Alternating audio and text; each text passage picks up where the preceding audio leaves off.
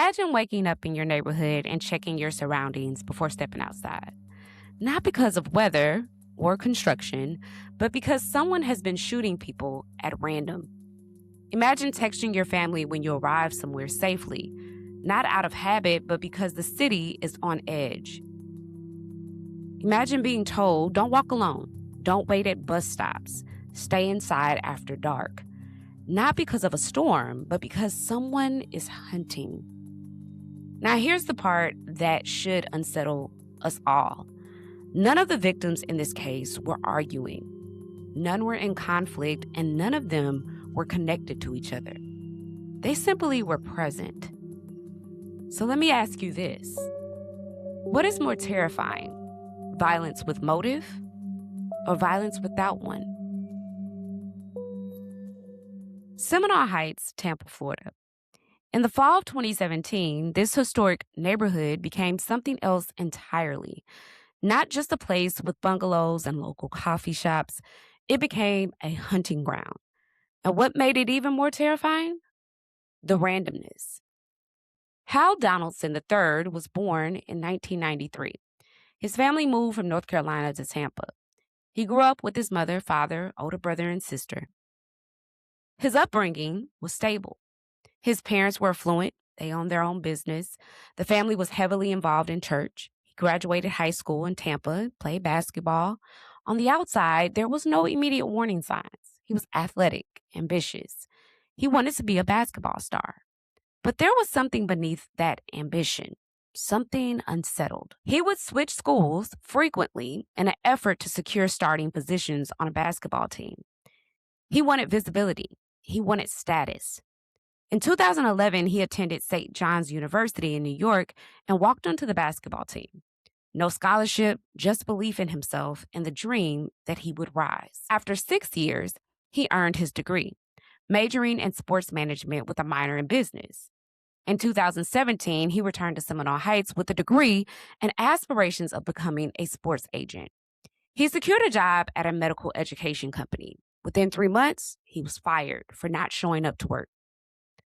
And this marks a shift, not because losing a job makes someone violent, but because in his story, he began moving from house to house after, unstable, drifting. And 10 days later, Seminole Heights would experience its first killing. Benjamin Mitchell was 22 years old. He grew up in the same community. He was a full-time college student. That night, he was sitting at a bus stop in Seminole Heights. He was going to see his girlfriend. It was October 9th, 2017. It was ordinary and routine. He was shot and killed. No robbery, no argument, motive, or suspects. It felt random. And randomness is what makes a community feel unsafe. Tampa police had no leads. They released footage of a person of interest walking away from the scene where Benjamin was shot. A $3,000 reward was offered to incentivize the public, but no one came forward with actionable information. 4 days later, it happened again. Monica Huffell was 32 years old. She grew up in Tampa and was raised by her grandparents. Her mother was deaf, which shaped her childhood in unique ways. And throughout her childhood, she wanted to become a deaf interpreter. Now, it's unclear if Monica's grandmother's birthday was on October 12th, but on October 12th is when family noticed that she did not come to her grandmother's birthday party. And this was unusual. Monica would always come and celebrate her grandmother. And it was on October 12th that they knew something wasn't right. However, they had to wait 24 hours before filing a missing person report.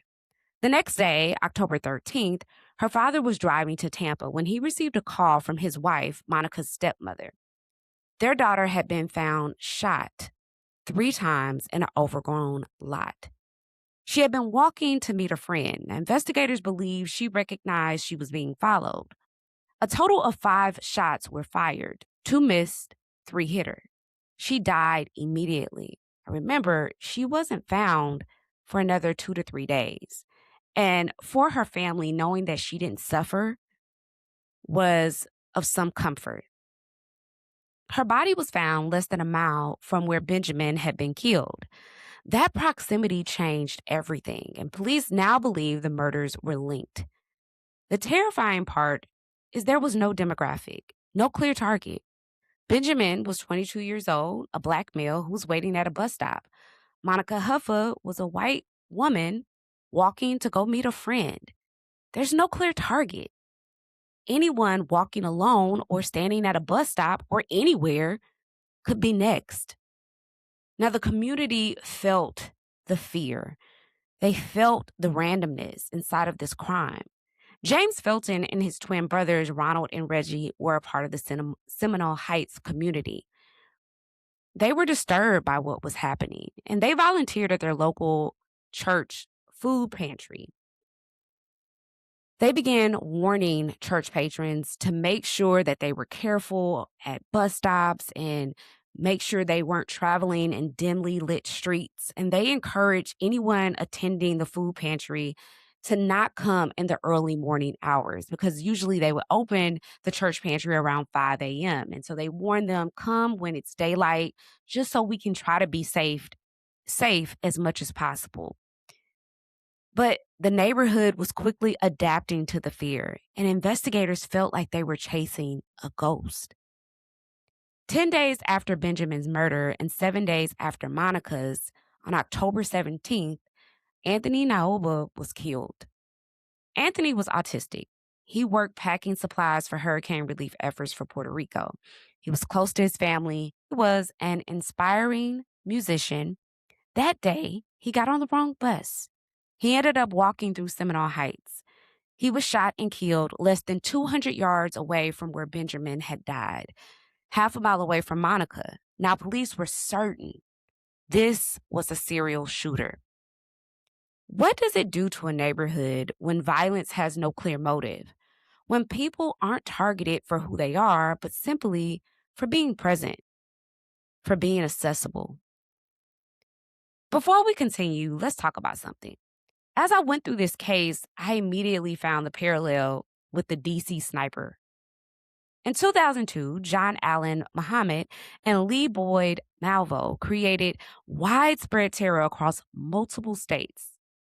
Gas stations, parking lots, sidewalks. There was no pattern to the victims. The fear came from unpredictability. That same psychological terror settled over Seminole Heights. When violence is random, investigators struggle because there's no shared connection between victims, no obvious motive, gang affiliation, no personal dispute, no robbery pattern. It removes the traditional investigative anchors. And for the public, it means everyday life becomes a risk assessment. The city responded. Street lights were installed, patrols increased. On October 24th, the reward was raised to $25,000. Police released again clearer footage of a man walking away from the scene after Benjamin's murder, and he was seen flipping a phone in his hand. Still, no arrest. 5 weeks after the murder, things had gone quiet. And when violence goes dormant, communities began to breathe again. That false sense of safety returned. Then, Ronald Felton was killed on November 13th, 2017. Quick pause just in case you're locked in right now. I want to make sure that you're subscribed to Murder in the Black and you press that bell icon so that you can keep up on our updates. For exclusive episodes and subscriber-only content, consider becoming a paid subscriber. And here's a little nugget.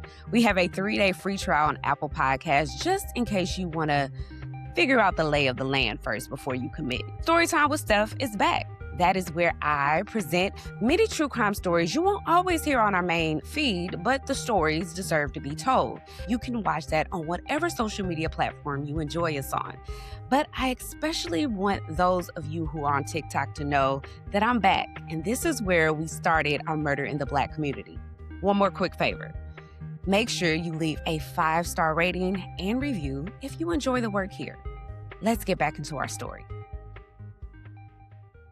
Ronald was James Felton's older brother and twin to Reggie, the same that were volunteering at the food pantry, the same that were warning church patrons to make sure they stayed out of dimly street lights, and to make sure they remained safe at bus stops and coming to the food pantry. They did everything together. They grew up with one another. They were even described as triplets. Ronald Felton was a construction worker. He worked in the field for over 25 years, and he volunteered faithfully at his church's food bank. On November 13, 2017, around 5 a.m., he was crossing a busy street to open up the food bank, and he was shot from behind. He fell backward. The shooter walked up to him and shot him again, execution style. James didn't learn about his brother's death from police. He learned from a bus driver. This story became national, even international news. SWAT teams flooded the area to patrol. They needed to find the perpetrator. But this time, investigators had a witness. The description was a thin black male dressed in all black wearing a baseball hat. And the reward rose again to $110,000.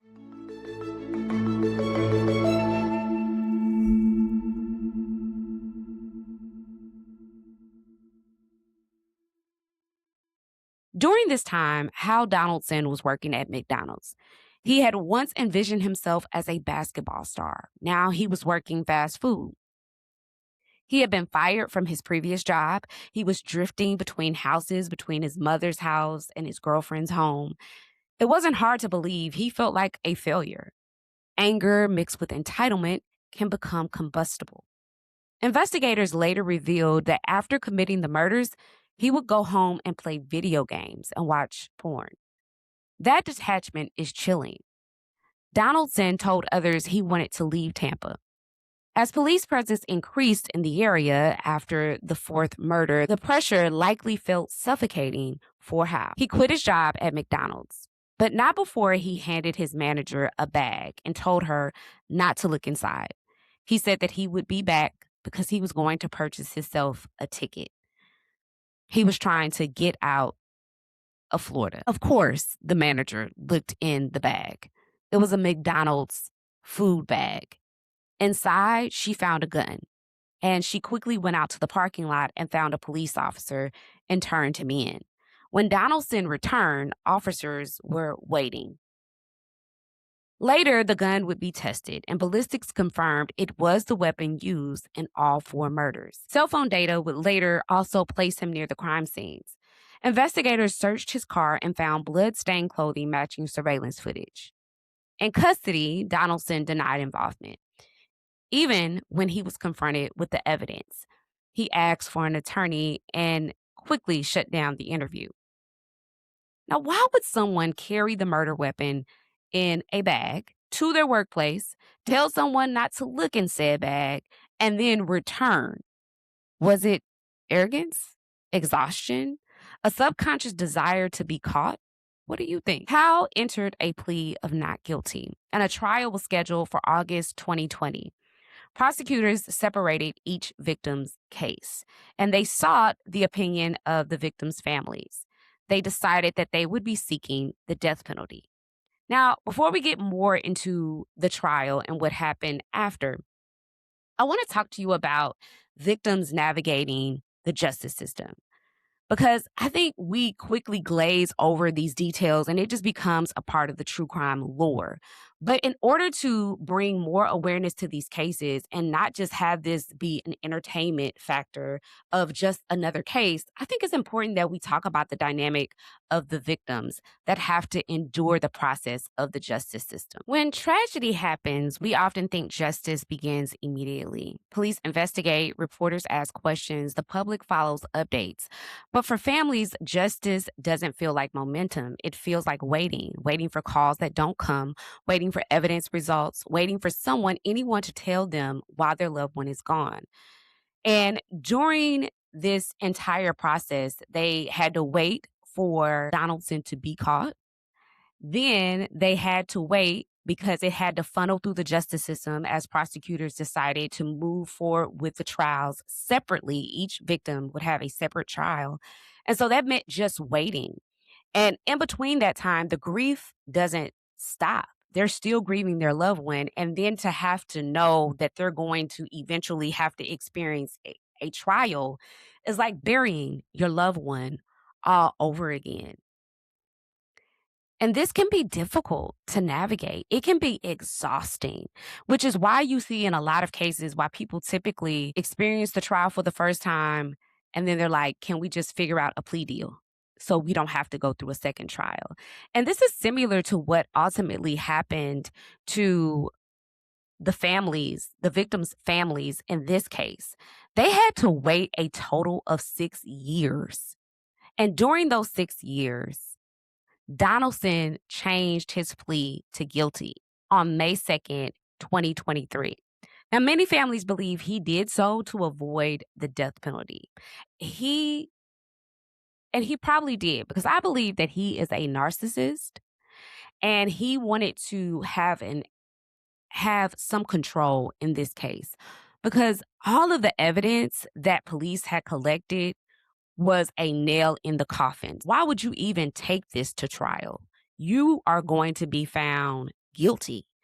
But in an effort to make this an exhaustive experience for the families, for prosecutors, he decided to drag it out for 6 years only to say, you know what, I'll plead guilty if we can come up with some deal. And he did. He was sentenced to 4 consecutive life sentences without parole.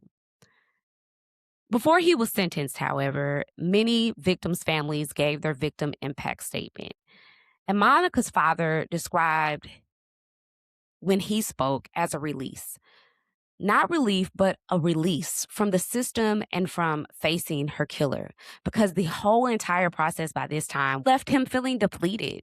But having some finality, why it didn't erase the grief that he was experiencing from losing his daughter, it did say, and this is the end of this part of the journey.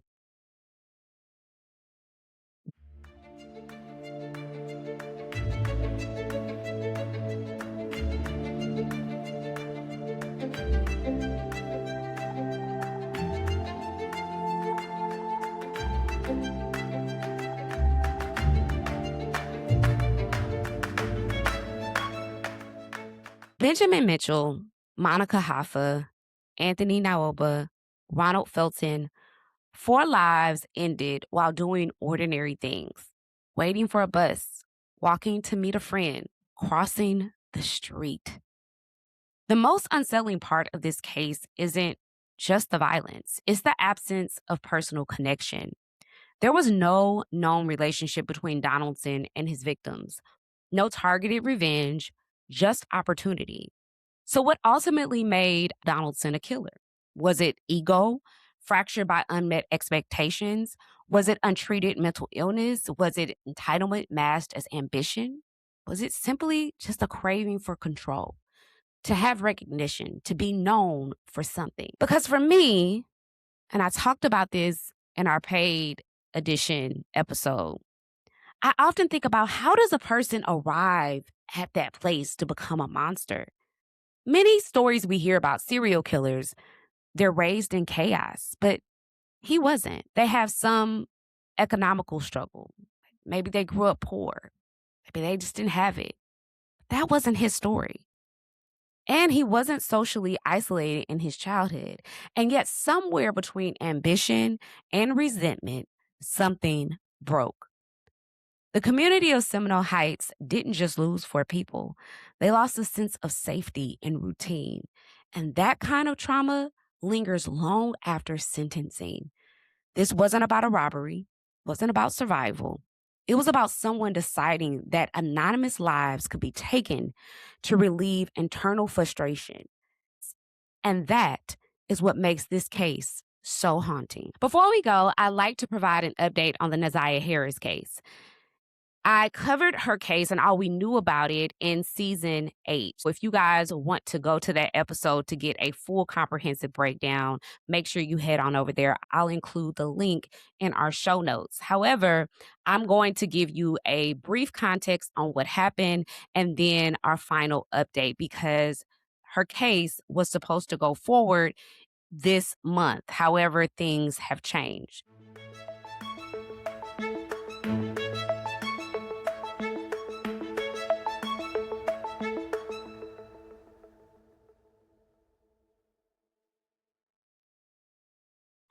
Now, Naziah Harris was 13 years old when she disappeared in January of 2024 after getting off of a school bus in Detroit.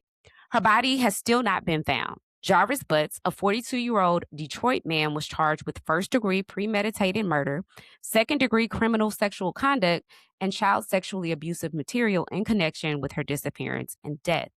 Prosecutors alleged that there was an inappropriate relationship between Butts and Naziah, including sexually explicit communication and evidence suggesting pregnancy. A judge ruled in 2025 that there was sufficient evidence for Butts to stand trial, even though Naziah's body has not been recovered. Other witnesses, including family members, police, a school safety officer, and forensic analysis, have testified about evidence such as text messages, clothing, and location data in preliminary hearings. Butts has also been charged with additional sexual assault cases involving other young girls and has prior convictions related to child sexual assault. In February of 2026, Butts pleaded guilty in the Naziah Harris case. He agreed to a negotiated sentence between 35 and 60 years in prison. Part of the plea deal requires him to provide truthful information about the location of Naziah's body. Prosecutors also announced that he pled guilty to several other sexual abuse charges involving multiple minors, one as young as 4, and will serve concurrent sentences for those convictions. The family expressed that while the guilty plea brought some closure, full relief hinges on finding Naziah's remains so they can know exactly what happened to her after she disappeared. There has been a lot of discourse surrounding this case since the very beginning. Many people, including myself, hope for a full trial. Witnessing a defendant face the evidence publicly with families and community present often feels like the fullest measure of accountability. A trial might have forced all uncomfortable truths into open. But the reality is this: no outcome in a courtroom would ever bring Naziah back. That remains the heart of this tragedy. And that brings me to a hard truth I want to share with you. Naziah was failed long before Jarvis Butts entered a plea. Failed by the adults responsible for her care, failed by systems designed to protect vulnerable children, failed by a community that never got a chance to see justice through evidence and testimony. Her body has still not been recovered. That's not just a detail, that's a wound that hasn't been healed. The plea deal includes a condition that Butts must tell the location of her remains. But until her family can lay her to rest, there can be no full closure. Too often we talk about sentencing ranges and decades in prison like they solve a case. They don't. They measure consequences, not loss. I have another update. If you remember in season 8, I did some segments in our episodes that included true crime and recent news. And one of those updates was about the singer David and the Celeste Rivas Hernandez case. So I want to update you guys since we last talked. There have been some important developments, not the kind of explosive headlines people expect, but the kind that tells you the legal process is moving quietly behind the scenes. Right now, this case is sitting inside the grand jury phase. That means prosecutors are presenting evidence and testimony in private to determine whether criminal charges should be filed. Recently, David's mother, father, and brother were subpoenaed to testify, and they're actually fighting those subpoenas in court, which shows just how serious and complex this stage of the investigation has become. But one thing I want to clarify, because timelines do matter, is that David was not initially named as the person of interest when this case first unfolded. But if you're a TikTok monster like me, or you just pay attention to true crime in general, you know the sleuths were sleuthing. And they had figured out way before investigators that David was a person of interest that detectives needed to pay attention to. But in terms of factual things that went on. In the early stages, investigators were publicly focused on finding Celeste and reconstructing her last known movement. At that point, there wasn't an official designation tied to him. That changed later after Celeste Rivas Hernandez remains were discovered in September of 2025 inside of a Tesla registered to David.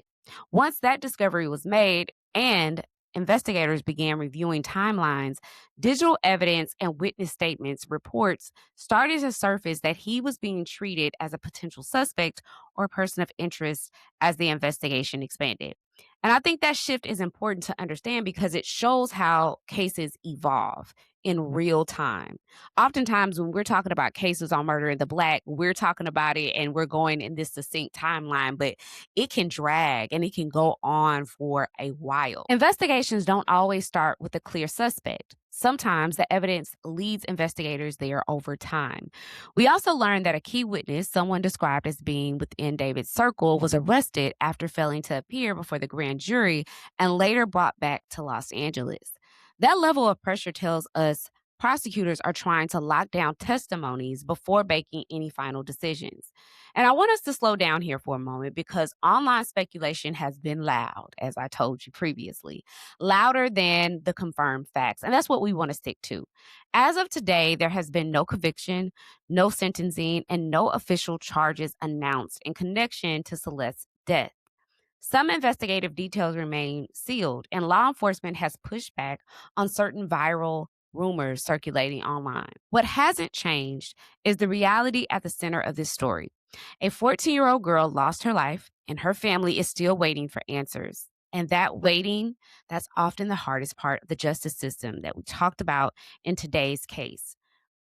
We talk a lot about arrests and trials and true crimes, but there's this long, quiet middle space where investigators build a case piece by piece and families sit with that uncertainty. And I'll be honest with you, this stage is frustrating to watch in real time because for listeners, it can feel like nothing is happening. But legally, this is where the foundation is being laid. Witnesses are being questioned, evidence is being examined, and prosecutors are deciding whether what they have meets the burden required to move forward. So, where does the case stand today? It stands in that gray area between investigation and potential indictment, a place where speculation is loud but confirmed information, well, is limited. And for me, that's a reminder of something. True crime isn't just about outcomes. It's about process. It's about patience. And it's about remembering that behind every headline is a real family navigating grief while the legal system moves at its own pace. If you're listening on Apple or Spotify, I want to encourage you to leave a review. It truly helps more than you know. And yes, those 5 stars matter. If you're watching on YouTube, make sure you subscribe and turn on your notifications so you don't miss an episode. And if this case made you pause or question something, I want to hear from you. What do you believe ultimately pushed Howell Donaldson from frustration into violence? And what are your thoughts on the recent update in the Naziah Harris case? Let's continue the conversation over on Substack, where we go deeper and unpack these reflections together. Until next time, take care of yourselves and each other. This is Murder in the Black. I'll see you next week.